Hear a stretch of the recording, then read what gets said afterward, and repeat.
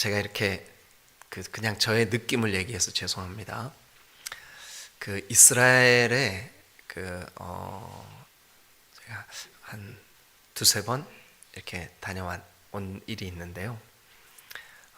이스라엘 사람들에 대한 느낌이, 그리고 또 2002년 월드컵 때 이스라엘 사람 한 분이 제가 목회하던 교회를 방문했었어요. 그래서 한나절 같이 교제도 하고 또 이렇게 그런 시간이 있었어요. 근데 제 느낌에 이분들 굉장히 뭐라 그래야 될까요? 고집이 세고 참 완고하다, 이런 생각이 좀 들었어요. 그냥 제 선입견이에요. 근데 사실은 안 그럴 수도 있어요. 그런데 이 유대인들의 마음속에 예배는 예루살렘 성전에서 하는 게 예배야, 이 틀이 안 깨지는 거예요. 하나님은 이 포로로 끌려간 이스라엘 백성들, 유다 백성들이 바벨론에서 하나님을 전심으로 예배하기를 원하셨어요. 그래서 하나님이 예루살렘에 있는 성전이 당연히 하나님의 능력으로 얼마든지 그 성전이 짓밟히지 않게 막아주실 수 있죠.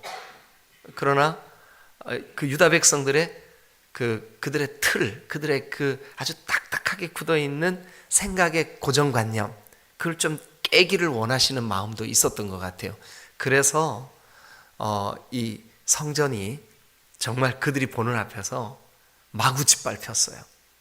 성전 기물을 빼앗기고, 성전에 그들의 더러운 이방인들의 발로, 먼지 묻은 발로 성전을 짓밟고 성전을 아주 모욕하고 그런 일이 있었어요. 그런데 어떻게 이런 일이 있을 수 있지 하는 그 사람들 앞에서, 그 유대인들 앞에서, 그 완고하고 고집스러운 사람들 앞에서 성전이 마구 짓밟혔어요. 그런데 그 포로로 끌려가 있는 에스겔에게 하나님께서 환상을 보여주시는데, 성육신 하시기 이전에 그리스도께서 에스겔을 이끌고 이렇게 쭉 성전을 보여주세요. 그런데 그 성전은 아무리 생각을 해도 사람의 손으로 지은 성전 같지가 않아요. 왜냐하면 3번에 걸쳐서 이 이스라엘 백성들을 위해 하나님께서 성전을 짓게 하셨어요. 한 번은 다윗과 다윗의 아들 솔로몬, 다윗은 준비하고 솔로몬은 그 성전을 실제로 실행에 옮겨 지었어요. 소위 말해서 그것이 첫 번째 성전, 다윗 성전이라 그래요. 그런데 이 다윗 성전이 지금 우리가 보고 있는 이 성경대로라면 에스겔 선지자가 바벨론으로 잡혀가기 전에 605년에 한 번, 또 잡혀가던 그때 598년에 한 번, 그리고 잡혀가서 한 번 587년에 짓밟히는 정도가 아니라 완전히 모욕을 당했어요. 두 번째 성전은 이제 이들이 포로에서 끌려간 지 70년 만에 회복되었어요. 그래서 고국으로 돌아왔는데, 돌아와가지고 그들이 제일 먼저 한 일이 뭐냐 하면 스룹바벨과 여호수아, 스룹바벨과 여호수아, 이 두 사람의 그러니까 지도, 리더십 가운데 제일 먼저 한 일이 성전을 재건하는 일이었어요. 그런데 이 성전을 재건하는 이 유다 백성들의 마음속에 이게 처음 하나님이 솔로몬을 통해서 짓게 하셨던 성전과 많이 좀 다르다. 400년 전에 지었던 그 성전, 400년 동안 이스라엘 백성들의 마음속에서 그들의 예배 처소가 되었던 그 성전과 좀 다르구나. 이게 스룹바벨 성전이에요. 그리고 난 다음에 또 한 400여 년 지난 다음에 그 이스라엘 백성들을 통치하기 위한 로마의 그 권력으로 그 유대 땅에 와 있었던 헤롯. 이 사람은 신앙이 있는 사람이 아니었어요.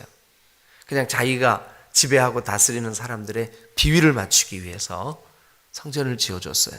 그게 소위 말해서 헤롯 성전이에요.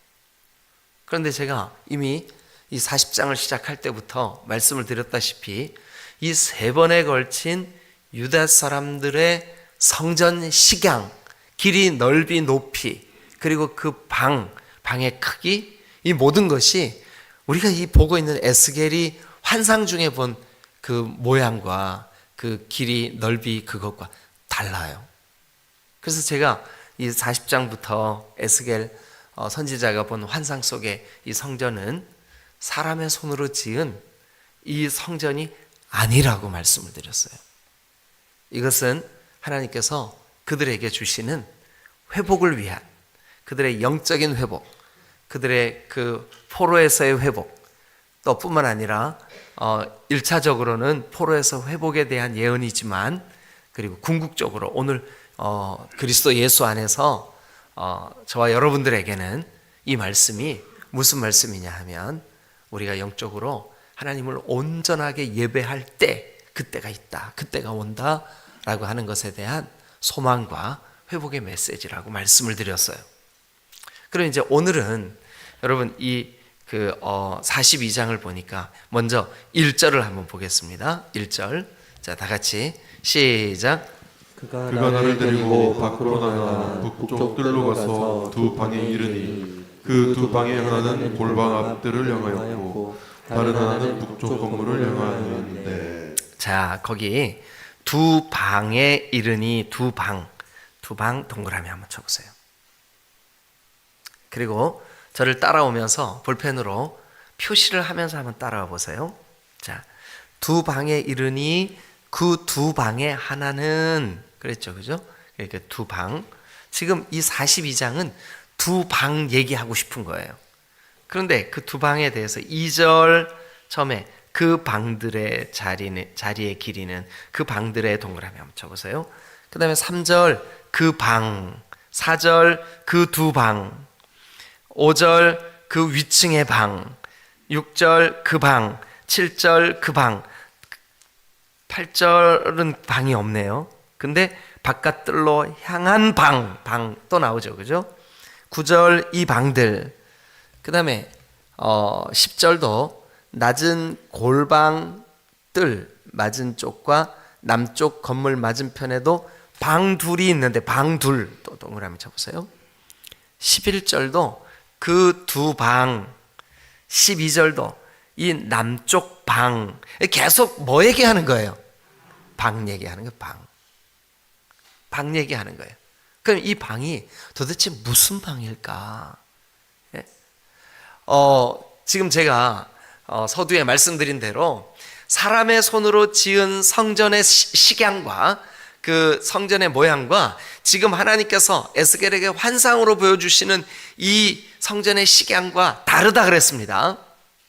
그런데 사람의 손으로 지은 그 성전에도, 그 다음에 이 지금 에스겔에게 환상을 보여주고 있는 이 회복되는 영원한 회복의 성전에도 뭐가 있냐 하면 제사장들만 쓰는 방이 있었어요. 그래서 이 방의 이름이 제사장들의 방이에요. 그래서 아마 이 성경에 제목을 붙여놓은 그 성경을 갖고 계신 분들은 42장을 시작하는 첫 제목을 제사장 방이라고 아마 써져 있을 거예요. 그죠? 예, 제사장들의 방이에요. 제사장들의 방. 자, 여러분 일단 한번 대답해 보세요. 제사장들 뭐 하는 사람들이에요? 그렇죠. 제사장들은 예배하는 사람들이에요. 그리고 자신만 예배할 뿐만이 아니라 당연히 자신이 예배하는 예배자예요. 그런데 이 사람은 자신만 예배하는 사람이 아니라 이 사람의 사명, 이 사람의 그 직분, 이 사람의 직업, 제사장은 자신이 먼저 예배하는 사람이고 뿐만 아니라, 그러니까 예배자입니다. 예배자. 뿐만 아니라 이 제사장은 다른 사람을 예배하게 하는 사람이에요. 그 사람을 통해서 다른 사람을 예배하게 하는 사람이에요. 그러니까 제사장의 두 가지 중요한 사명. 첫 번째는 자기 자신이 먼저 예배하는 사람, 두 번째는 다른 사람을 예배하게 하는 사람. 제가 성경을 두 곳을 여러분들과 함께 찾겠는데요. 여러분 앞에 화면을 보셔도 좋고 여러분들이 직접 성경을 찾으셔도 좋아요. 근데 성경을 찾으신 분들은 자기 성경에 이 두 구절에는 반드시 표시가 돼 있어야 돼요. 왜냐하면 이게 바로 오늘 예수 안에 있는 우리의 정체성이기 때문에 그래요. 자, 일단 베드로전서 2장 9절과 10절 두 절을 우리 같이 한번 읽겠습니다. 화면에 좀 띄워주세요. 자, 베드로전서 2장 9절과 10절. 이 베드로는 지금 베드로전서와 베드로후서 편지를 보내는데 이 편지를 받는 수신자들, 그러니까 이 편지를 받는 사람들은 지금 흩어져 있는 여러 지역의 그리스도인들이에요. 이 편지를 받는 사람들은 이방 지역에 사는 사람들이요, 또 그 유대 지역에 사는 사람들이요, 여러 지역에 사는 사람들이에요. 자, 그런데 그들, 그러니까 오늘로 말하면 우리에게 주시는 말씀이에요. 다 같이 읽겠습니다. 읽어주세요. 시작. 그러나 너희는 택하신 족속이요 왕같은, 다시 한번요. 너희는 누구래요? 일단 택한 족속, 택한 족속. 아, 우리는 택한 족속이구나. 내가 택함 받은 하나님의 족속이구나. 그 다음에요, 우리의 정체성이 뭐래요? 왕같은 제사장. 그러면 여러분, 구원받은 우리, 그리스도 안에 있는 우리, 예수 믿는 우리는 일단 우리의 정체성, 우리가 누구냐, 너 누구야? 하고 딱 물으면 여러분들은 대답을 이렇게 하셔야 돼요. 나 제사장인데요. 이렇게 대답하셔야 돼요. 왜냐하면 성경에 이렇게 돼 있으니까. 그러면 다시 질문합니다. 제사장의 두 가지 중요한 사명이 있어요. 뭘까요? 첫 번째는 예배하는 사람이에요. 아, 나 예배자구나. 그러니까 여러분들이 구원받았다, 나는 하나님의 자녀다, 나는 하나님의 백성이다, 하나님이 택한 족속이다, 그런 사람은 반드시 두 가지 정체성이 있어야 돼요. 하나는 뭘까요? 아, 나 예배자야. 예배자야. 두 번째 정체성이 뭘까요? 나는 누군가를 예배하게 하는 사람이야. 그러니까 먼저는 나는 예배자야. 또 두 번째는요, 나는 누군가의 예배를 돕는 사람이야. 다른 사람이 예배할 수 있도록. 그래서 제사장은요, 예배를 준비하는 사람이에요. 예배하는 동안 백성들을 수종드는 사람들이에요. 예배할 수 있도록. 그래서 백성들이 자기의 죄를 사함받기 위해 끌고 온 흠없는 제물을 정돈해주고 그거를 번제물로 드릴 수 있도록 씻고 또 내장을 꺼내고 더러운 것을 버리고 그리고 그것을 탈 때 그것이 죄가 되면 그 죄를 치우고 이 모든 거 누가 할까요? 제사장이 하는 게 제사장. 자, 한번 따라 합시다. 주님, 제가 제사장입니다. 그렇게 믿으시면 크게 아멘. 아, 우리가 제사장이구나. 자, 두 번째 성경 구절입니다. 이 구절도 여러분 중요합니다. 왜냐하면 오늘 이 에스겔 42장을 우리가 바르게 묵상하려면 일단 제사장의 방 이야기구나. 그럼 제사장이 도대체 누군가? 나구나, 나. 택한 족속. 우리는 왕같은 제사장. 제사장에게는 두 가지 사명이 있구나. 하나는 내가 먼저 예배하는 자구나. 다른 사람을 예배하게 하는 자구나. 그러니까 여러분들의 삶이 또 여러분들의 말과 행동이 다른 사람의 예배를 가로막으면 안 돼요. 예배를 잘 할 수 있도록 도와야 되는 거예요. 아멘. 네, 그게 우리의 정체성이에요. 우리의 본질이에요. 자, 그 다음에 이제 그 두 번째 우리가 오늘 찾아야 되는 성경 한번 여러분들도 찾아보세요. 요한복음 4장 23, 24.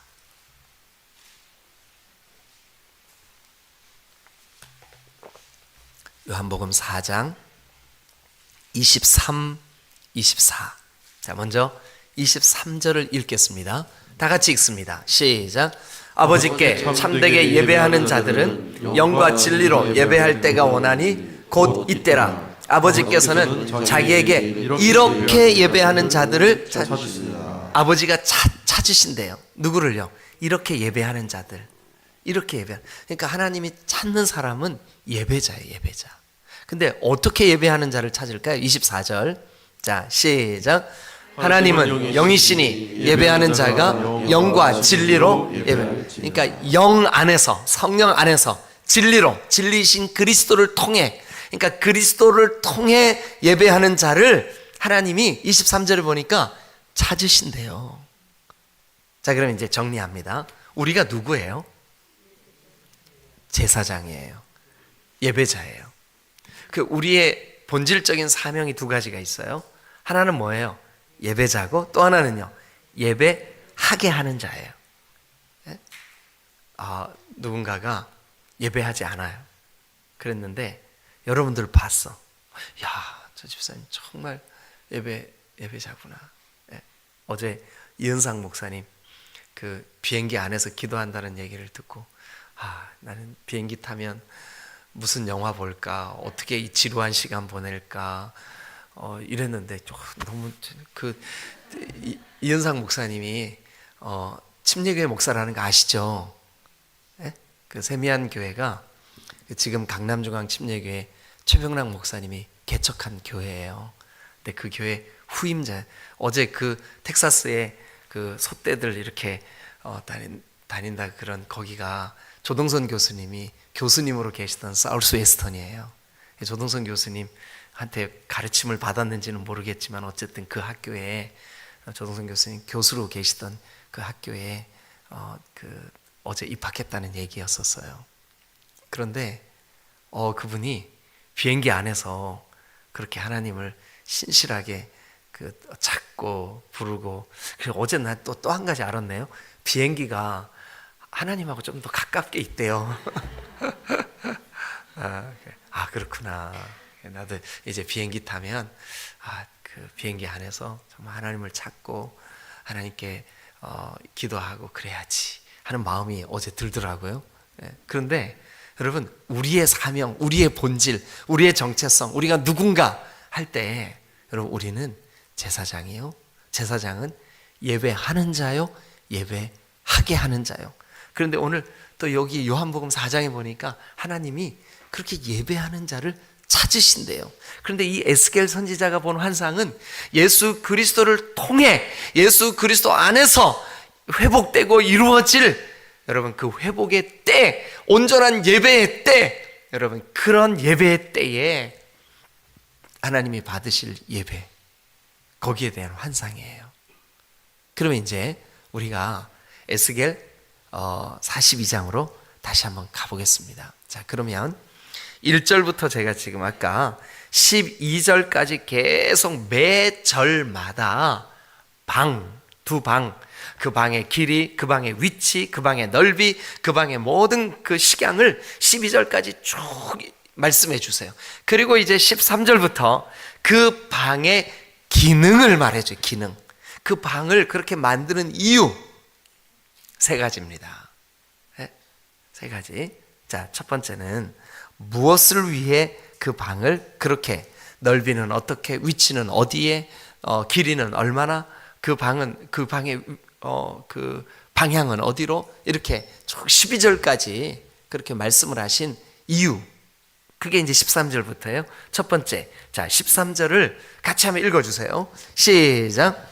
그가 내게 이르되 좌우 골방 뜰 앞 곧 북쪽과 남쪽에 있는 방들은 거룩한 방이라.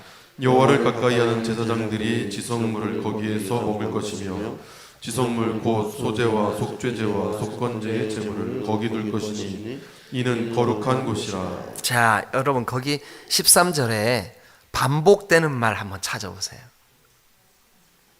뭘까요?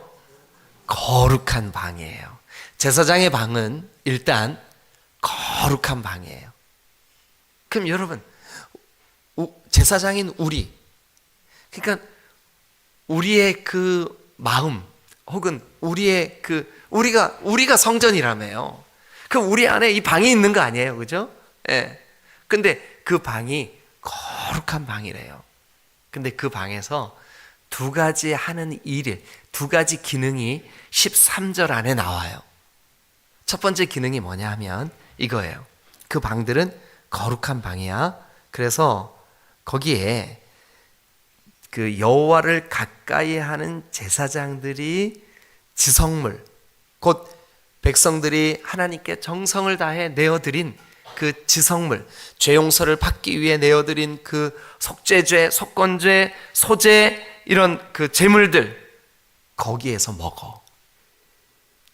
여러분, 무엇을 먹는 것은 그 먹는 행위 자체가 연합을 의미해요. 연합. 여러분, 예를 들어서 주의 만찬을 행할 때 우리는 떡과 포도주를 먹고 마심으로 그리스도 예수와 연합되는 것을 상징적으로 드러냅니다. 그러니까 우리는 거룩함을 먹고 거룩함을 마셔야 될 줄로 믿습니다.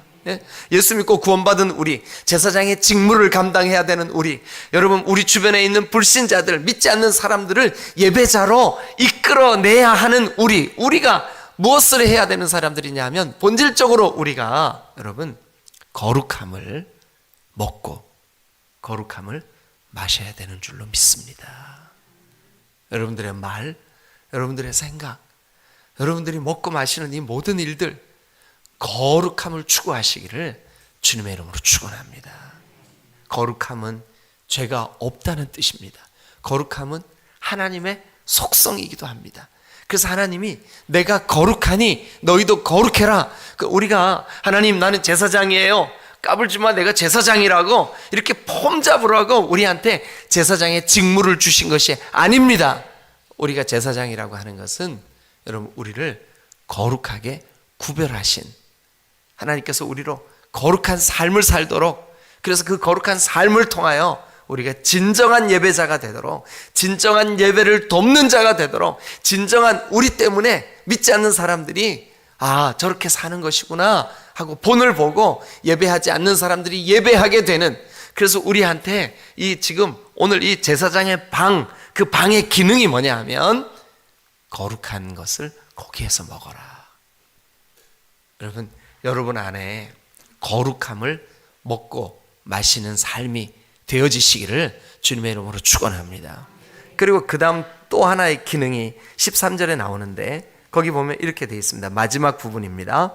지성물 곧 소제, 속죄제, 속건제, 제물. 그러니까 지성물을 거기 둬라. 그러니까 첫 번째 기능은 거기에서 먹어라. 두 번째 기능은 거기에다 둬라. 두는 거예요. 보관하는 거예요. 그럼 여러분 이 두 방이 우리의 마음에 있는 방이라면, 우리의 제사장인 우리들의 마음에 있는 그 성전의 방이라면 여러분 거기에 지성물 곧 거룩함을 두는 곳인 줄로 믿습니다. 거룩함을 둬야 돼. 오늘 하루도 이 하루를 사는 동안 거룩하지 못하게 하는 많은 일들이 있을 거예요. 먼저는 타락한 우리의 본성이 거룩하지가 못해요. 그런데 이 아침 기도하실 때 하나님, 내 이 마음의 방이 거룩하게 되게 하여 주옵소서. 거룩한 것을 거기에 두게 하여 주옵소서.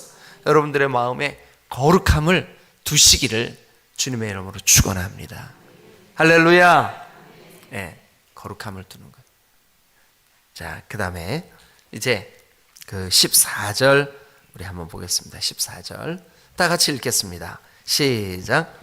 제사장의 의복은 거룩함으로 제사장이 성소에 들어갔다가 나올 때에 바로 바깥들로 가지 못하고 수종드는 그 의복을 그 방에 두고 다른 옷을 입고 백성의 뜰로 나갈 것이니라 하더라. 자, 거기 그 거룩한 방, 그 두 방, 그 제사장들의 방, 거기에서 뭐 하는 것이냐 하면 의복을 갈아입는 곳입니다. 의복을 갈아입는. 여러분, 우리가 예배 자리에 올 때마다 그냥 아무 생각 없이 와서 앉아 계시지 말고, 하나님, 내가 이 예배를 통해 진정으로 나의 때 묻은 이런 옷들, 시간마다 회개하는 마음으로 새롭게, 하나님, 여러분 성경에 몇 곳에서 이 옷은 언제든지 우리의 행실을 나타내는 말로 표현되고 있어요.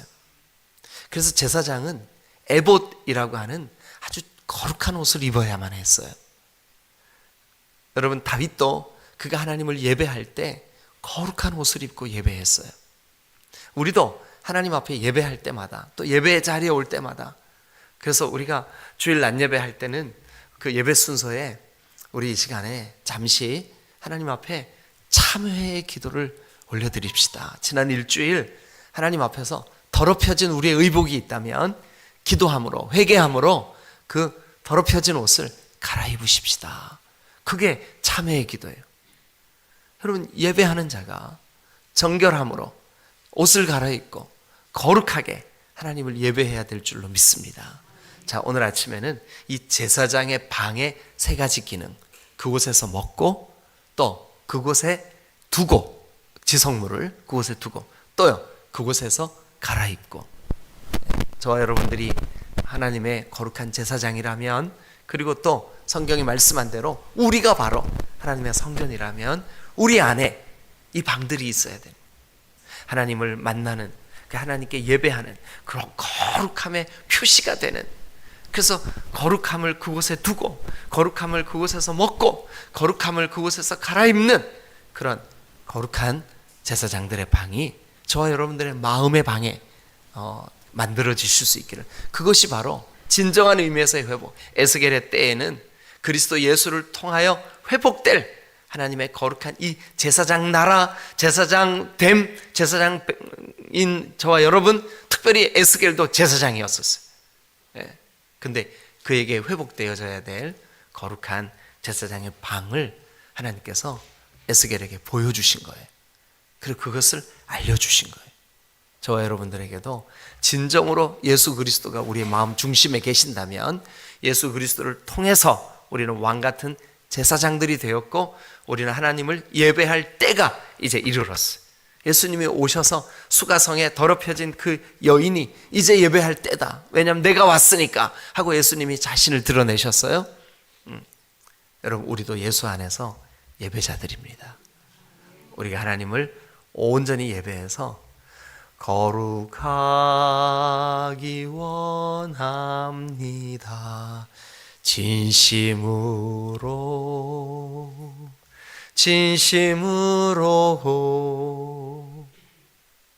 여러분, 오늘 이 말씀을 우리 마음에 새겨서 진정한 거룩이 여러분들의 그 심령의 방에 만들어지시기를 주님의 이름으로 축원합니다. 기도하시겠습니다.